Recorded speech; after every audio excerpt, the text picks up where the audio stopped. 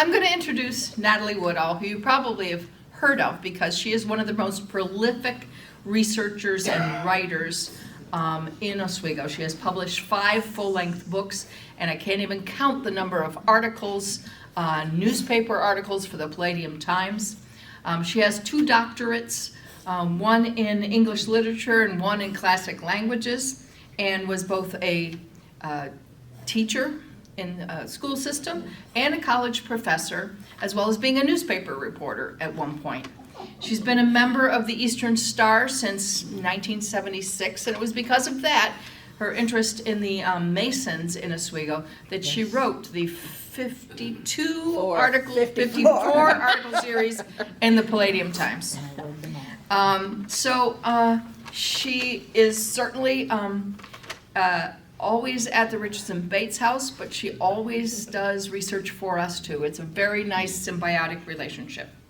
So we're going to hear about her book about interesting women from an interesting woman.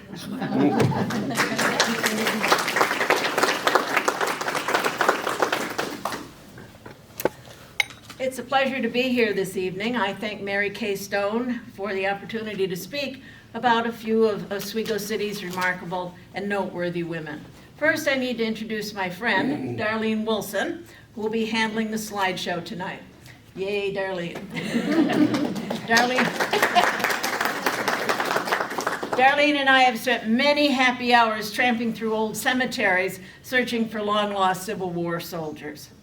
I'm often asked how I came to write my book on Oswego County's noteworthy women, and I suppose it harks back to my high school world history class. We heard a lot about Charlemagne, Richard the Lionhearted, and Louis XIV, but almost nothing about women. Where, I innocently asked my history teacher, are all the women? Well, since coming to Oswego some 40 years ago, I've been able to answer that question. They're everywhere. All I had to do was look for them. When this area began to be settled soon after the British evacuated Fort Ontario, women, as well as men, were among the pioneers. Many of you may be familiar with the name of Matthew McNair, who saw the financial potential of that great inland sea we call Lake Ontario, and established a fleet of ships for transporting goods up and down the waterway. How many of you know anything about Linda Reed, Matthew's wife? Well, I don't know very much either. And if her name had not been inscribed on this monument, I would have known even less. Yet she operated one of the first hotels in Oswego City.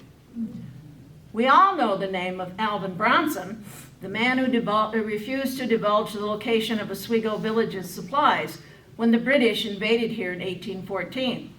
Because he refused to cooperate, the British took him captive.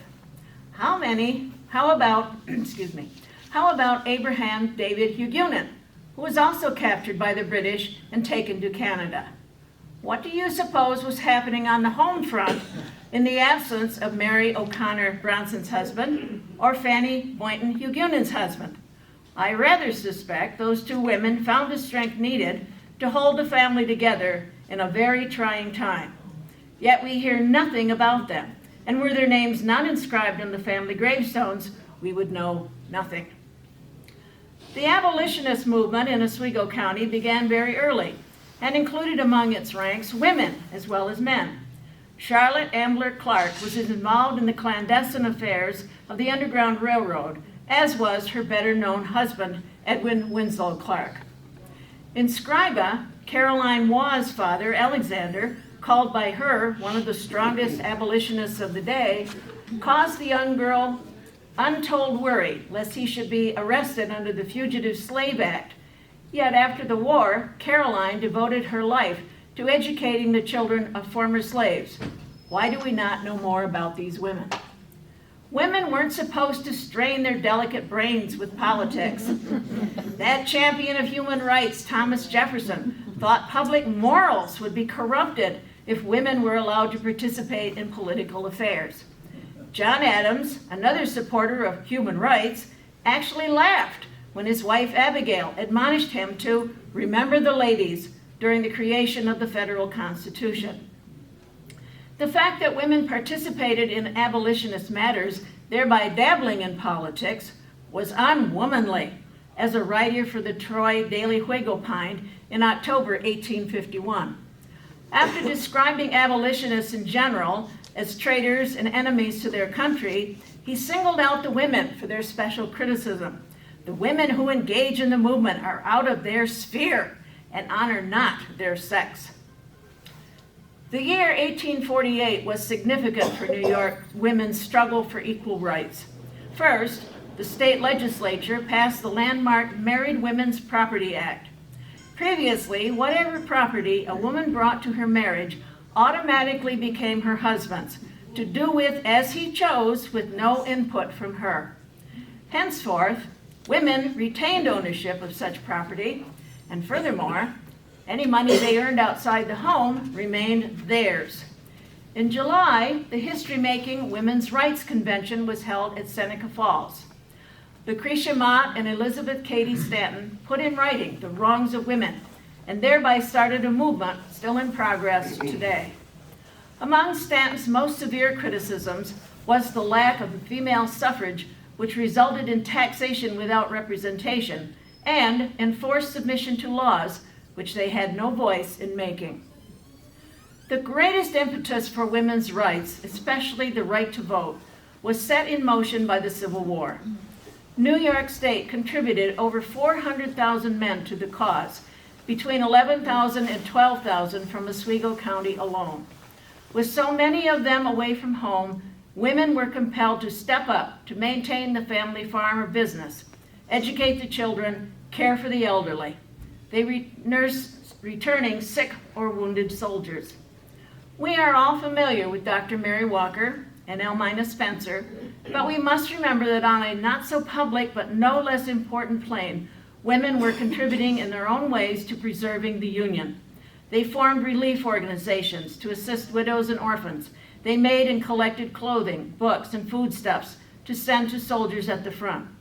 The men fortunate enough to return home after the fighting were forever changed, and so were their women. My book includes women from every section of the county, such as Arminella Devendorf of Central Square and Muriel Allerton from Fulton. But tonight I'm going to focus on those who called Oswego City home. Managing to overcome prejudice, legal and de facto impediments, and even family opposition, these remarkable women found ways to pursue and fulfill their various goals. Education is the best way for anyone, female or male, to escape poverty and improve one's social condition. The person who did much to assist women in that pursuit was none other than Edwin Austin Sheldon, who established his Ragged School in Oswego for the poorest children in the newly created city. The Local School Act, passed in 1853, resulted in the creation of the city school system, over which Sheldon became the superintendent. His establishment of the Oswego Normal School in 1861 was originally intended to train teachers for the city schools, but it ultimately enabled talented young women to find employment elsewhere. When the state passed the first compulsory education law in 1874, additional and better educated women became imperative. A pioneer in Oswego City's elementary education was Ellen Bruce. Born in Oneida County in 1827, she was a graduate of Red Creek Academy. With only that minimum of education, she found employment in several local schools before moving to Oswego. In October 1853, shortly after the Local School Act became law, she went to work in primary school number 8 in the Second Ward. Facing her were 90 little boys and girls. She later remarked, probably half facetiously and half seriously, "Had I been told when I first entered this building that I would continue here for the next half century, I would have got out again a good year quicker than I got in." For 52 years, Ellen Bruce taught at the same school, once estimating she had educated over 3,000 students. She enrolled in Sheldon's first class at the normal school, graduating in April 1862. Those were the days before collective bargaining and teachers' salaries were determined at the whim of the education commissioners, all male. For example, in 1876, Ellen's salary was $525. In 1880, that amount dropped to $380. Teachers' pensions were practically unheard of, and health insurance was non-existent. When Ellen suffered a stroke, she nevertheless had to return to the classroom in order to support herself. And when she finally retired in 1905, she was the longest-serving teacher in New York State. Another graduate from Sheldon's training classes was Harriet Elizabeth Stevens, born in Granby in 1856. She graduated from the advanced course in July 1872 and initially taught in one of the city's primary schools. After she graduated from the supervisory program at the normal school in July 1899, Sheldon hired her to oversee the campus primary school. Harriet, however, was more than a teacher. A scholar and expert on Oswego's early history, she frequently was invited to speak to local groups. As a member of Fort Oswego Chapter DAR, she was instrumental in placing this monument near the site of Fort George, an early fortress which stood near what is today Montcalm Park. She successfully lobbied Thaddeus Sweet, a local politician and legislator, to support the idea of creating Montcalm Park, which for many years the DAR maintained. At the end of World War I, New York State legislated that each community was to gather names and pertinent information about every soldier and sailor residing in that area. When Mayor John Fitzgibbons asked Harriet Stevens to carry out this task, she became Oswego's first city historian. Legislation in 1920 mandating a historian for each village, town, and city made the position official.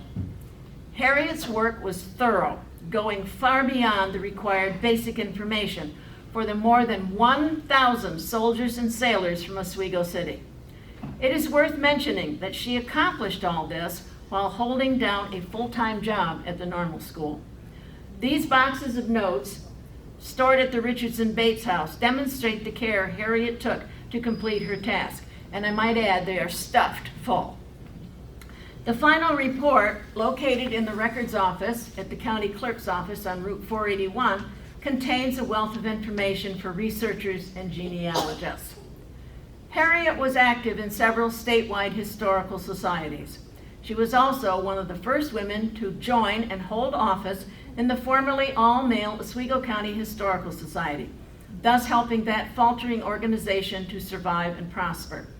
For many years, she served as the group's corresponding secretary and curator, and she only retired because her health began to fail.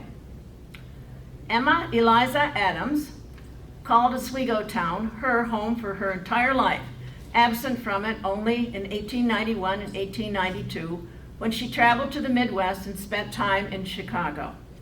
Born on January 3, 1858, she grew up in an environment typical of the times. Her father, who had so far escaped military duty, enlisted in the 184th Regiment in August 1864, leaving wife and daughters to tend the family farm until his return in the summer of 1865.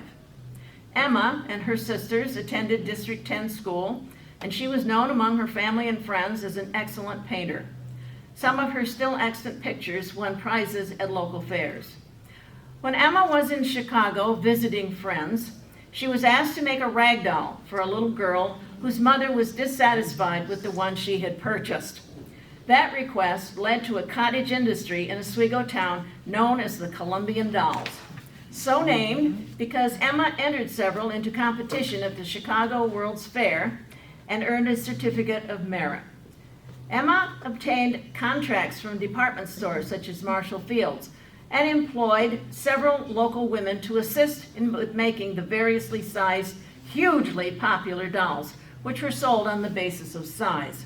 She herself painted the faces of the almost indestructible toys, and so popular were these creations that she was able to pay off a mortgage on the family farm. One doll in particular, known as Miss Columbia, earned fame for its creator when it was sent on a round-the-world tour, visiting Japan, China, India, and Spain, among others. In recent years, Colombian dolls prized by collectors have sold for thousands of dollars. This one was a gift from the descendants of the Addams family to the Oswego County Historical Society. And you can see this is one of the biggest dolls that were made. I first learned of Charlotte Lund when Kathy Mulcahy, the Minetto town historian, gave me a letter her father Andrew sent to his wife Nellie Burns Lund while he was serving in the Civil War.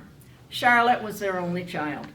Nellie Lund was a charter member of St. John's Roman Catholic Church, and Charlotte, a gifted singer and musician, became the director of the church choir.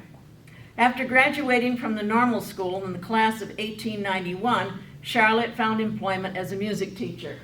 I don't know whether you can see this or not, but I'm going to point her out to it. As far as I can tell, this is Charlotte right here.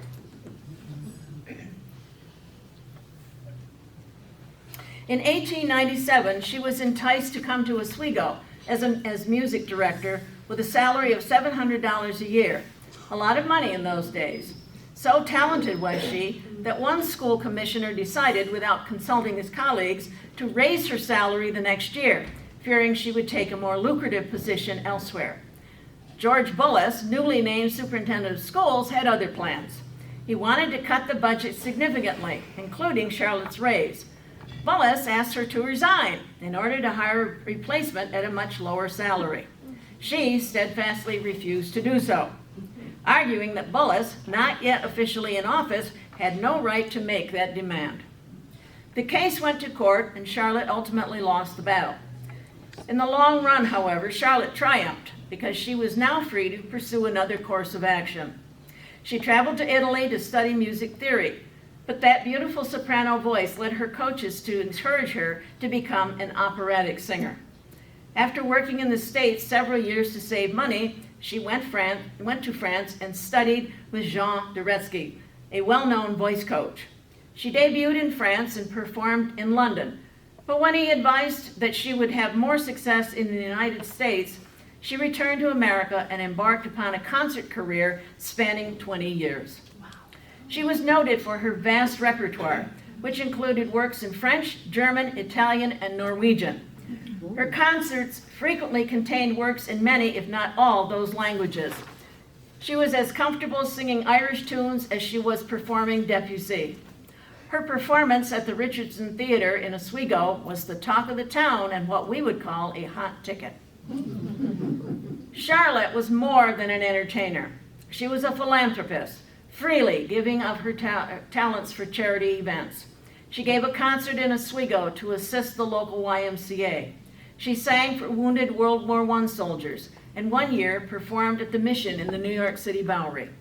She performed at the Normal School and was active in the Alumni Association. Charlotte theorized that a love of opera had to be fostered from a young age.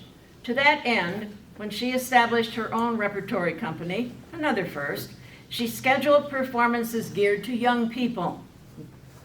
She was in the habit of coming on stage before the show began to explain what the children were going to see. She also wrote 12 booklets geared for children, 6 for French opera and 6 for Italian. She was also popular with blind operatic patrons because of her expert explanations of the operatic action. Charlotte Blair Parker, also better known as Lottie, also studied at the Normal School, graduated in 1872. While enrolled there, she had the opportunity to study with Anna Fitch Randall, an expert in elocution. As a result, Lottie planned to become an elocutionist, a professional reader, and attended classes in that field of endeavor. Encouraged by an instructor, however, she decided to become an actress, much to the chagrin of her family, who viewed acting, especially for women, as disreputable. She once told a reporter that her mother cried copious tears before finally giving her consent. Lottie toured extensively with many well-known performers, but realizing that actresses had a limited career length, reinvented herself as a playwright. Being a successful actress in the 19th century was difficult enough, but it was almost unheard of for a woman to break into the ranks of published and performed playwrights. Her first commercially produced play, Way Down East, was considered extremely controversial in its day and enjoyed phenomenal popularity. Anna Moore, the central figure, is lured into a sham marriage and then abandoned after becoming pregnant. She finds employment in a private home, but when her past is revealed, her employer demands she leave immediately.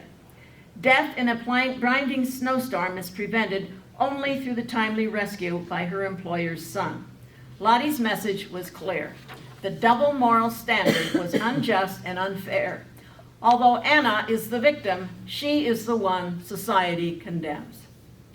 Lottie herself did not benefit from the play's financial success because she had sold all the rights for a mere $10,000.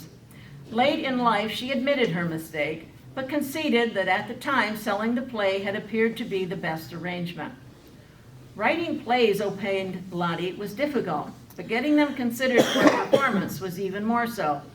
Therefore, when 4 of her plays were produced in 1902, she rightfully claimed that only one other playwright, Clyde Fitch, can boast like honor and appreciation at the hands of the play-going public. While Lottie Blair Parker did not support women's suffrage, a younger contemporary, Harriet Taylor Treadwell, earned lasting recognition for her steadfast adherence to the cause. Born in 1870, Harriet was the daughter of Hiram Taylor and Adelia Cesarine Fish. Cesarine was a suffragist when it was not popular to be so styled, and she instilled the notion of equality of the sexes into her 5 daughters, all of whom pursued public careers. Harriet graduated from the normal school in 1888 and obtained a teaching position in Chicago, where she spent the rest of her life. Although reputed to be a brilliant teacher and excellent school principal, she is most noted for her work in obtaining the vote for the women of Illinois.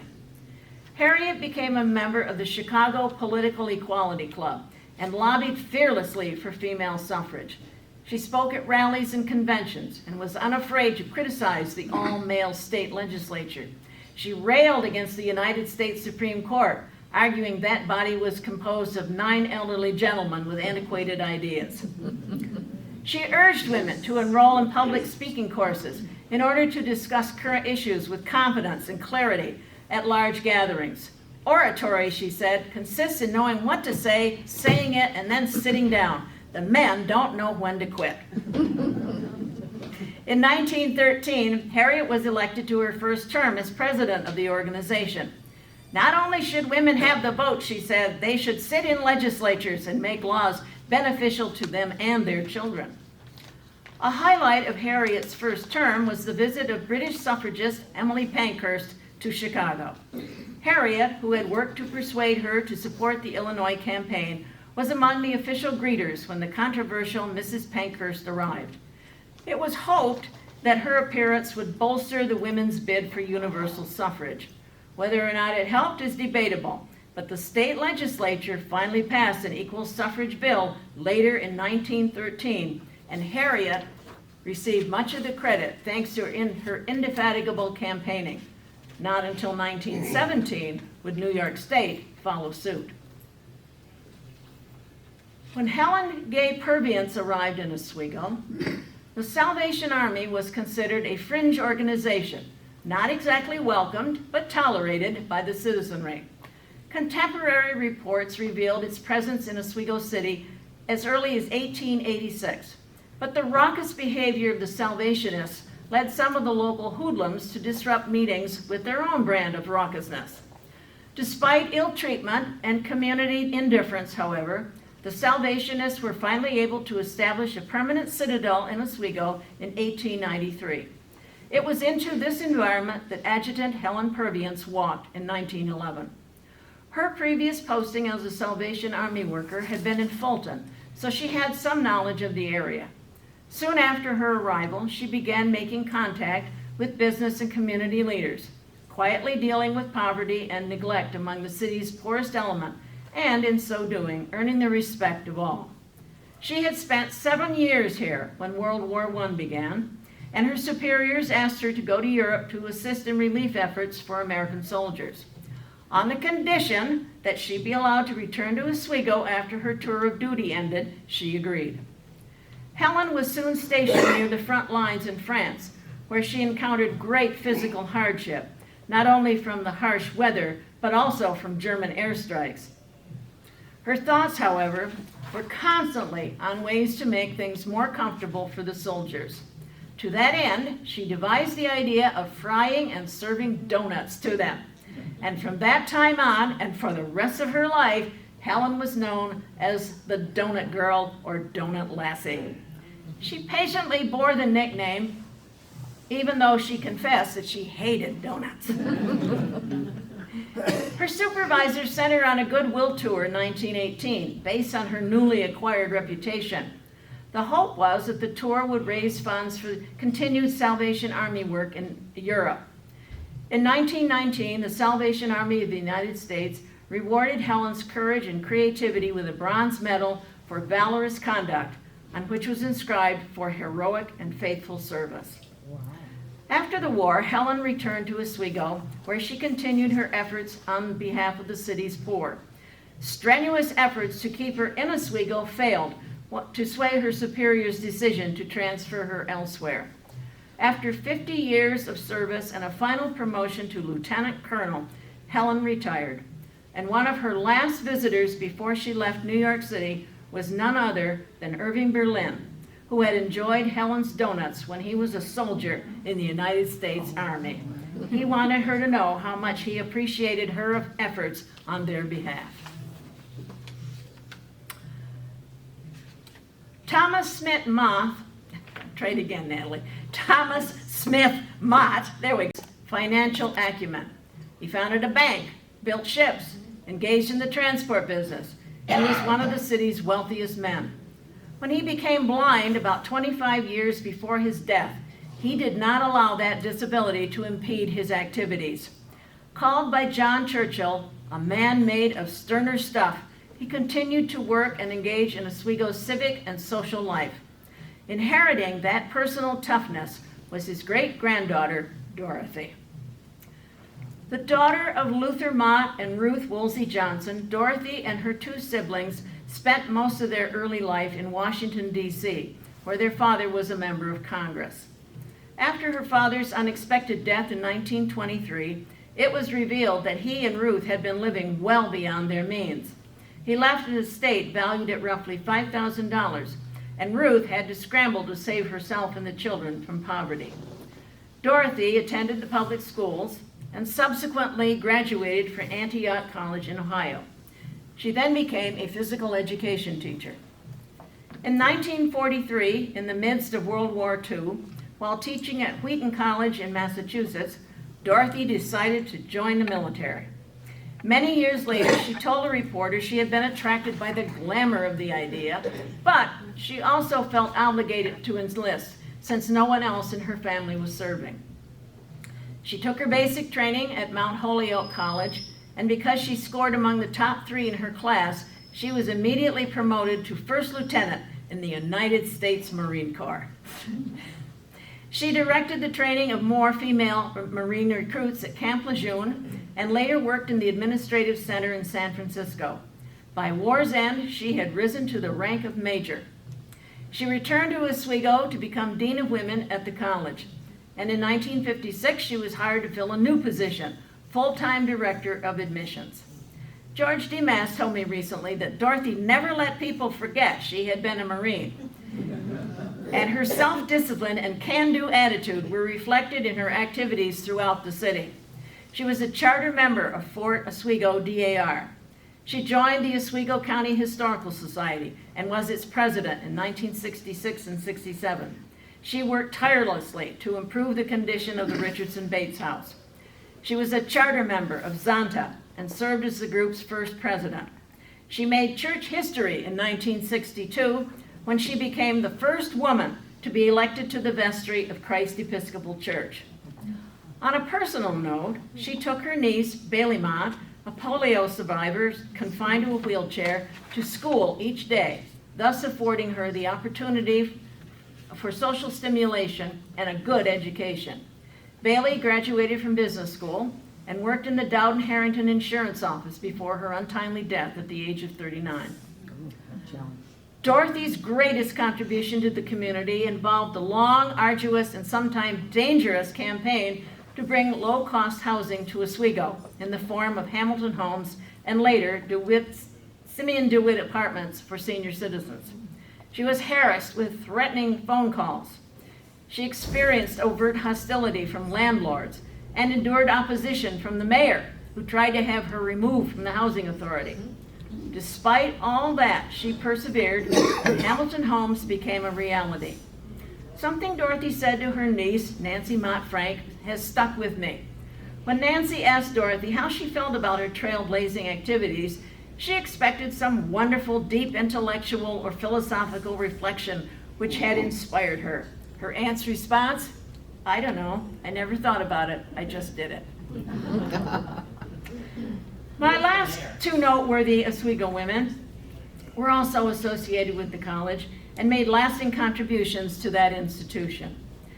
Lyda Scoville Penfield was born January 28, 1878, to Joel Penfield, a wealthy businessman in Oswego, and Cynthia Adelaide Taft. She grew up in comfortable surroundings and was able to afford an education at Boston University, where she obtained a bachelor's degree in 1894 and a master's degree in 1896. She initially taught at various schools in Boston and Philadelphia, then found employment at the YWCA in Cleveland, Ohio from 1905 to 1914. In September of 1914, she returned to Oswego, having been hired as the college librarian and assistant in the English department. Her starting salary was the princely sum of $1,100. For the next 25 years, Lyda enthusiastically immersed herself in campus life. She served as mother to Epsilon Chapter Ago Sorority and advisor to Sigma Rho Pi, the Women's Honorary Society. One of her contributions was writing the text for the annual torch ceremony, a tradition still observed today. As a descendant of two Revolutionary War soldiers, she qualified for membership in the DAR and served as regent of Fort Oswego in 1935. She authored a series of children's books dealing with local history, devoting the last one to Edward Austin Sheldon and the establishment of his Ragged School in 1848. One of her favorite groups was the College Women's Club, founded in 1916, for which Lyda served as the first president. In 1918, she represented the organization at a convention in Ithaca, and the College Club formally became part of the American Association of University Women, a branch of which is still active in Oswego. Together with Harriet Stevens, Lyda broke the glass ceiling for membership in the Oswego County Historical Society. Her many scholarly contributions to the group's annual programs are still relevant today. In 1942, the Society dedicated its annual publication to her for her long and faithful service as a member and officer. Always interested in improving her teaching skills, Lyda enrolled in classes at the Normal School and graduated in 1919. A perennial scholar, she returned to Boston University, obtaining a doctorate in English literature in 1932, a rarity among women at the time. She replaced Carrie V. Cinnamon as chair of the English department that year and held the position until her retirement in 1940. Not one, but two libraries were named for her. And when she retired, the students dedicated the yearbook to her as a sign of their profound respect and affection. She was equally esteemed by her colleagues. Charles Wells, her successor as chair of the English department, observed, "She set a tone of culture that no one else can ever beat." Many of you may remember, in the audience, may remember my last noteworthy woman, Dr. Virginia L. Radley, a controversial and complicated woman whose pioneering efforts in higher education administration opened the door for scores of other women.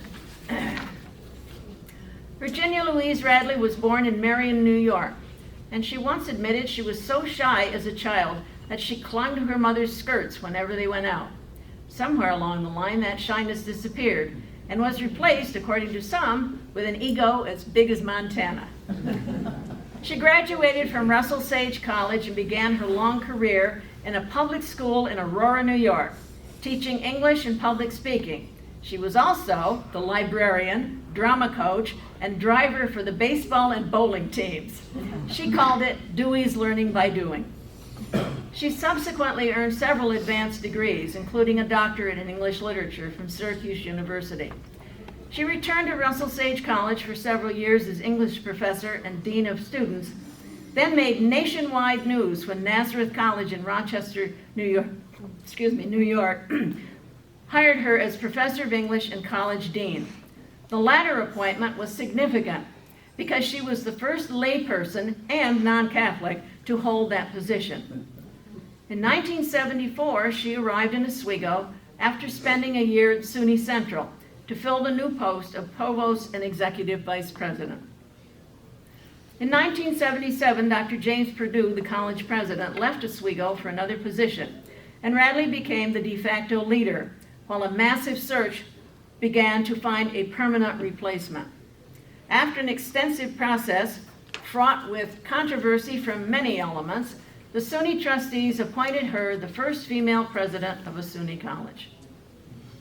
She was an adept administrator, a skill she sorely needed during the early years of her administration, when she had to deal with seemingly endless budgetary crises and simultaneously with male faculty members who found it difficult to answer to a female boss.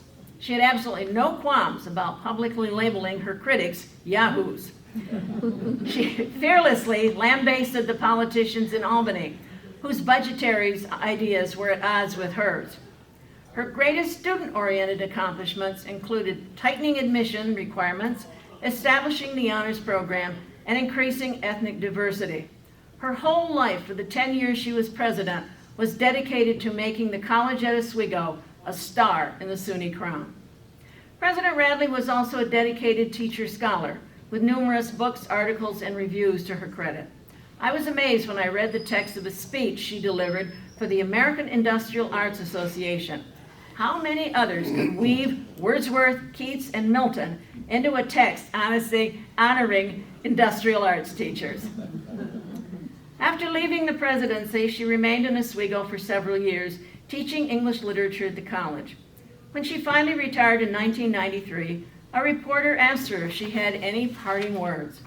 Perhaps he thought she was going to extol her trailblazing efforts or administrative successes.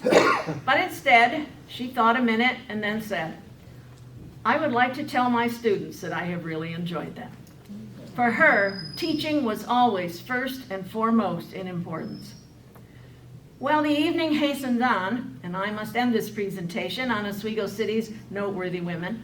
There are many others I might have included, such as Julia McNair Wright, an author with over 200 books to her name, Mary Austin Oliver, a nationally recognized artist, Elvira Rainier, MD, a pioneering physician and social activist. You will find their stories and many more in Noteworthy Women of Oswego County. Happy reading.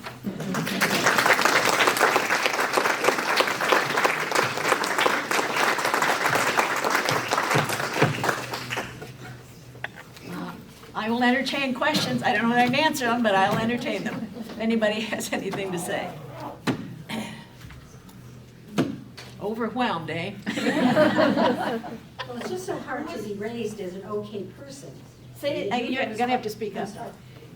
If you've lived your whole life and been treated as an equal person to the man across the, it's so hard for us to hear the history of what that was like for these people, where they weren't considered a human being.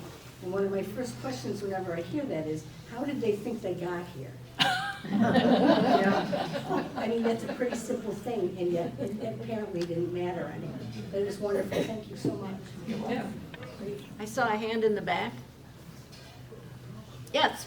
Who was mayor when Ms. Mott was trying to get the public housing passed? I don't remember offhand, but the name is in the book, so all you have to do is just look there. I was thinking it's probably the Hill, but I'm No, probably Bob Isles. Was that?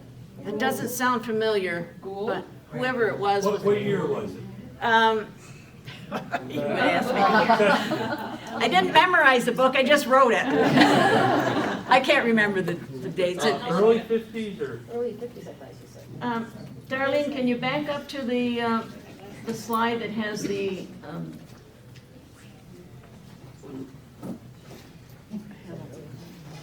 keep going.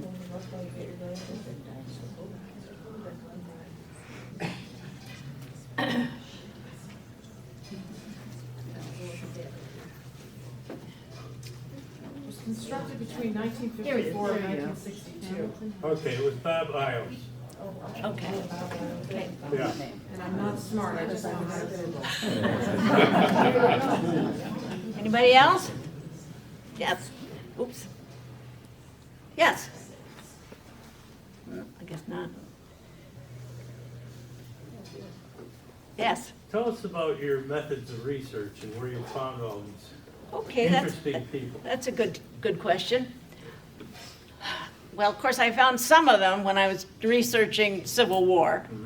I found more of them when I was working on the Masons.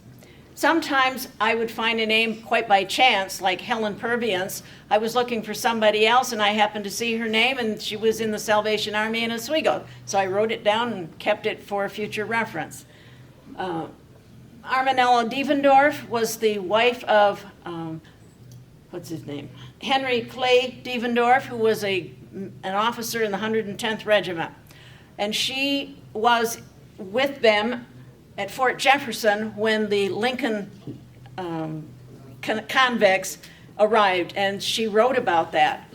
And so that's how I got her name. Of course, Muriel Allerton is a pioneer in Fulton. I just collect names and start looking for things to go along with them. That's about the best I can, how can She'll do that in the cemetery. She'll come across to a headstone and think it looks pretty interesting. She'll write the name down, go home and look them up.